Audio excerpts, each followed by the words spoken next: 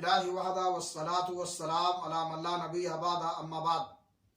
ناظرین کرام، حرام آمدنی سے کیے ہوئے صدقے کی اللہ رب العالمین کے ہاں کوئی اہمیت نہیں ہے۔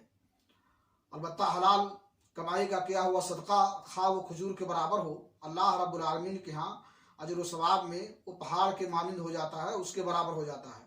صحیح بخاری شریف کی حدیث ہے، اللہ کے نبی جناب محمد رسول اللہ صلی اللہ علیہ وسلم نے فرمایا، من تصدق بعدل تمرہ من کسب طیب ولا يقبل اللہ الا الطیب فإن اللہ يقبلها بيمینہ ثم يربیها لصاحبها كما يربی احدکم فلوہ حتی تکون مثل الجبل، کہ جو شخص کھجور کے برابر پاکیزہ مال سے صدقہ کرے اور اللہ رب العالمین پاکیزہ مال ہی کو قبول فرماتا ہے اور اس سے کیے ہوئے صدقے کو قبول فرماتا ہے، تو اللہ رب العالمین اسے صاحب صدقہ کے لیے بڑھاتا رہتا ہے جیسے تم میں سے کوئی شخص اپنے بچھیرے کو پالتا ہے، یہاں تک کہ وہ پہاڑ کے مثل ہو جاتا ہے۔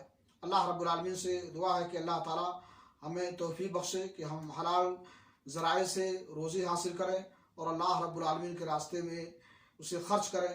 اللہ تعالی ہمارے صدقات و خیرات کو ہمارے لیے ذریعے نجات بنائے۔ وآخر دعوانا الحمدللہ رب العالمین۔